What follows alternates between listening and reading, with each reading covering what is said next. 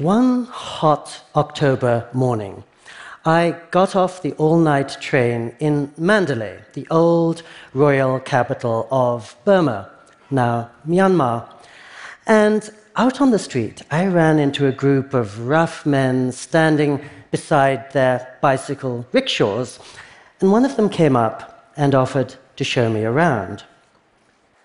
The price he quoted was outrageous. It was less than I would pay for a bar of chocolate at home. So I clambered into his trishaw, and he began pedaling us slowly between palaces and pagodas. And as he did, he told me how he had come to the city from his village. He'd earned a degree in mathematics. His dream was to be a teacher. But, of course, life is hard under a military dictatorship, and so for now, this was the only way he could make a living.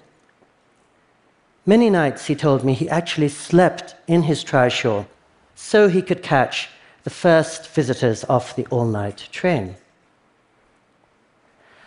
And very soon, we found that in certain ways, we had so much in common. We were both in our 20s, we were both fascinated by foreign cultures, that he invited me home.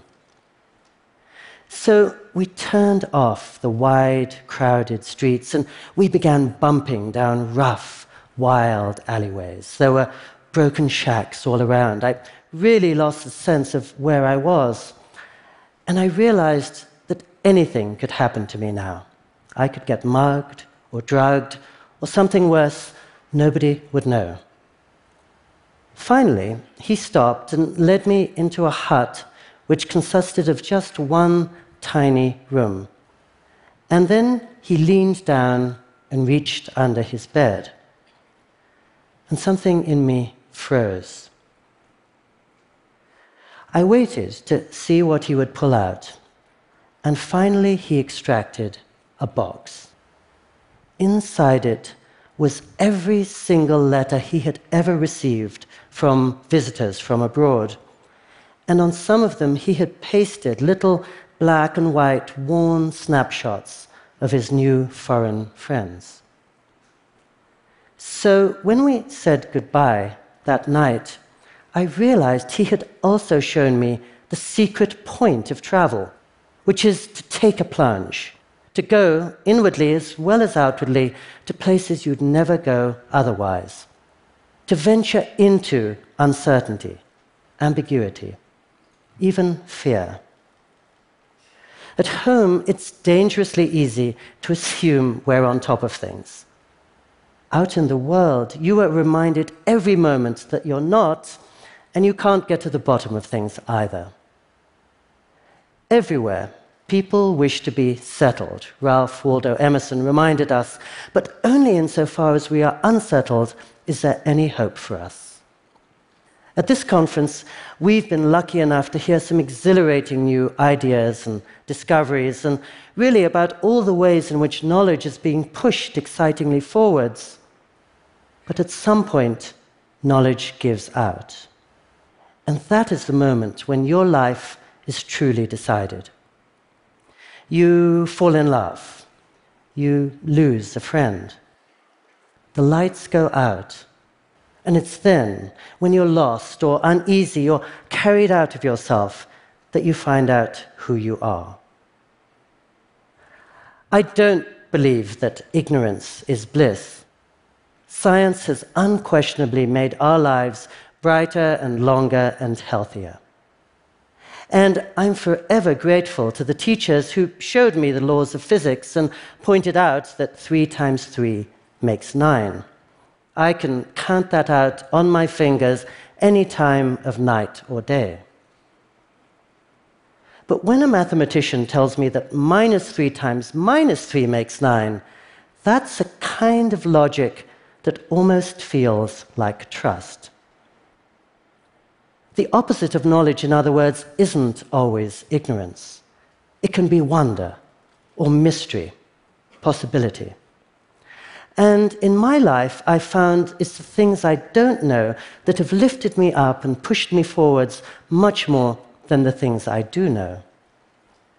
It's also the things I don't know that have often brought me closer to everybody around me. For 8 straight Novembers recently, I traveled every year across Japan with the Dalai Lama. And the one thing he said every day that most seemed to give people reassurance and confidence was, I don't know. What's going to happen to Tibet?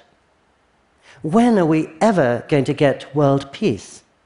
What's the best way to raise children? Frankly, says this very wise man, I don't know. The Nobel Prize-winning economist Daniel Kahneman has spent more than 60 years now researching human behavior, and his conclusion is that we are always much more confident of what we think we know than we should be. We have, as he memorably puts it, an unlimited ability to ignore our ignorance. We know, quote unquote, our team is going to win this weekend, and we only remember that knowledge on the rare occasions when we're right. Most of the time, we're in the dark. And that's where real intimacy lies. Do you know what your lover is going to do tomorrow? Do you want to know? The parents of us all, as some people call them, Adam and Eve, could never die so long as they were eating from the tree of life. But the minute they began nibbling from the tree of the knowledge of good and evil, they fell from their innocence. They grew embarrassed and fretful, self-conscious. And they learnt, a little too late perhaps, that there are certainly some things that we need to know, but there are many, many more that are better left unexplored. Now, when I was a kid, I knew it all. Of course. I had been spending 20 years in classrooms collecting facts, and I was actually in the information business, writing articles for Time magazine. And I took my first real trip to Japan for 2.5 weeks, and I came back with a 40-page essay explaining every last detail about Japan's temples, its fashions, its baseball games, its soul. But underneath all that, something that I couldn't understand so moved me, for reasons I couldn't explain to you yet, that I decided to go and live in Japan. And now that I've been there for 28 years, I really couldn't tell you very much at all about my adopted home. Which is wonderful, because it means every day I'm making some new discovery, and in the process, looking around the corner and seeing the 100,000 things I'll never know. Knowledge is a priceless gift, but the illusion of knowledge can be more dangerous than ignorance. Thinking that you know your lover or your enemy can be more treacherous than acknowledging you'll never know them.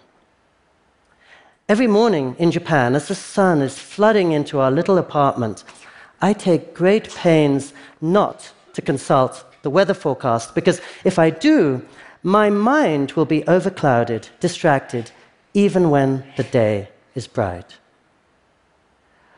I've been a full-time writer now for 34 years, and the one thing that I have learned is that transformation comes when I'm not in charge, when I don't know what's coming next, when I can't assume I am bigger than everything around me. And the same is true in love or in moments of crisis. Suddenly, we're back in that trishaw again, and we're bumping off the broad, well-lit streets, and we're reminded of the first law of travel, and therefore of life. You're only as strong as your readiness to surrender. In the end, perhaps, being human is much more important than being fully in the know. Thank you.